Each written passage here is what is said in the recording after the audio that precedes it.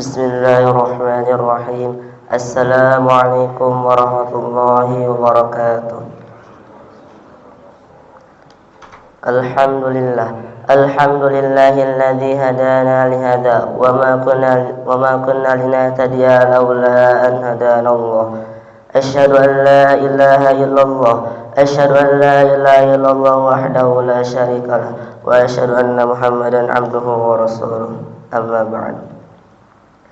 Segala puji hanya milik Allah SWT yang telah memberikan nikmatnya, diantaranya nikmat Islam, iman dan sehat, sehingga kita dapat melangkahkan kaki kita ke dalam masjid Ziyaratul yang insyaallah dirahmati Allah SWT. Salawat serta salam marilah kita junjungkan kepada Nabi kita, Nabi Muhammad SAW, dan para sahabatnya dan keluarganya hingga akhir zaman. Para jamaah yang insyaallah dirahmati Allah SWT, izinkanlah kami untuk membacakan sebuah hadis yang dari Rasulullah SAW yang bertemakan kain bermotif mengganggu kekhusyuan salat. Rasulullah SAW bersabda, "Kana kiramun li Aisyata satarat bihi janiba baitiha." Faqala an-nabiy sallallahu alaihi wasallam, "Amiti anna kiramaki hadha fa innahu la tazalu tasawiruhu ta'ridu fi salati." Aisyah radhiyallahu anha mempunyai gorden yang dipasang di dinding rumahnya. Rasulullah SAW menyuruh Aisyah radhiyallahu anha, "Singkirkanlah gorden itu dari kita, karena lukisannya senantiasa membayangiku dalam salatku." Isi kandungan hadis. Rasulullah SAW merasa terganggu kekhusyuan salatnya dengan gambar di gorden yang terpasang di rumahnya. Bahkan beliau juga pernah merasa terganggu kekhusyuan salatnya sewaktu memakai pakaian yang bercorak, tetapi tidak sampai membatalkan salatnya. Aisyah radhiyallahu anha berkata, Rasulullah SAW pernah salat dengan pakaian khamisah yang bercorak. Dalam salatnya beliau memandang sekilas corak pakaian tersebut. Setelah selesai sholat, beliau pun berkata, "Serahkan khamisah itu kepada Abu Jaham dan ambilkan untukku pakaian ambijaniyah hadiah dari Abu Jaham, karena pakaian khamisah tadi melalaikan khusyuk sholatku." Memang hukum menggunakan pakaian yang bercorak tidak sampai ke derajat haram, karena tidak ada dalil yang mengharuskan sholat dengan pakaian jenis ataupun warna tertentu. Begitu pula tidak ada larangan untuk memakai corak tertentu.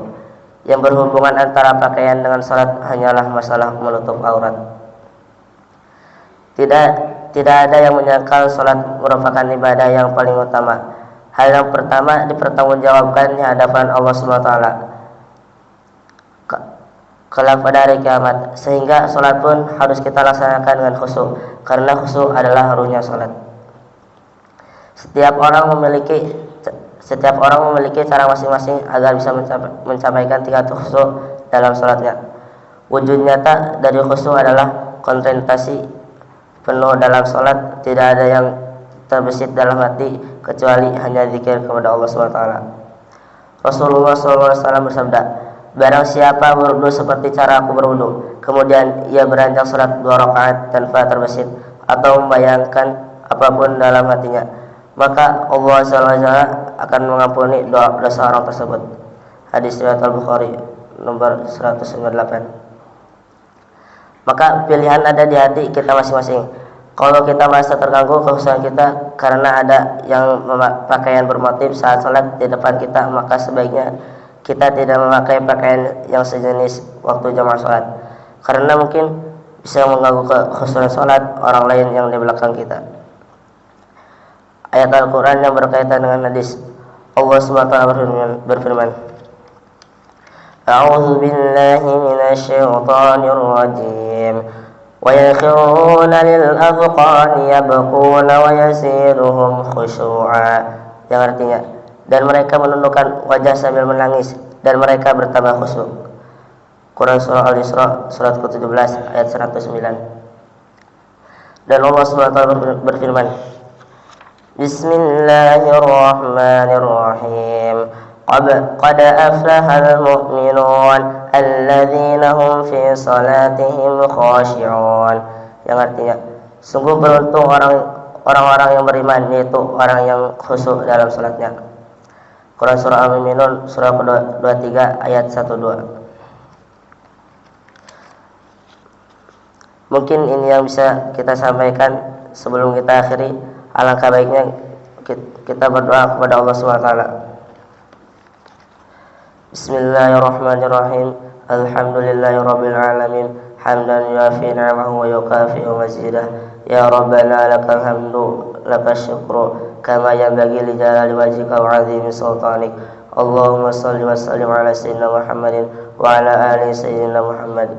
Ya Allah yang Maha Besar dan Maha Kuasa, kami mohon kepada Engkau ya Allah untuk para muslim, pemberi wakaf, orang tua asuh, donatur, pembina dan pengurus yayasan, pengurus Ponpes, Bapak, Ibu, jamaah salat subuh Masjid Jaratul Abrar, dan umat muslimin dan muslimat. Diampuni dosa-dosanya, dosa besar, dosa kecil, disengaja ataupun tidak disengaja. Diberi hidayah agar dapat melaksanakan semua perintah-Mu dan meninggalkan semua larangan-Mu. Diberi kesehatan agar bisa istiqomah dalam melaksanakan ibadah baik yang wajib maupun yang sunnah. Diberi rezeki yang luas dan berkah agar mau berbagi kepada anak yatim dan bapak dan perjuangan Islam. Diberi kemampuan bisa bersabar jika menerima musibah dan pandai mensyukuri kenikmatan. Diberi keturunan yang qurrata a'yun, keturunan yang saleh dan salihah. Rabbana atina fid dunya hasanah wa fil akhirati hasanah wa qina adzaban nar. Subhana rabbika rabbil izzati amma yasifun wa salamun alal mursalin walhamdulillahi rabbil alamin. Billahi taufiq wal hidayah. Wassalamualaikum warahmatullahi wabarakatuh.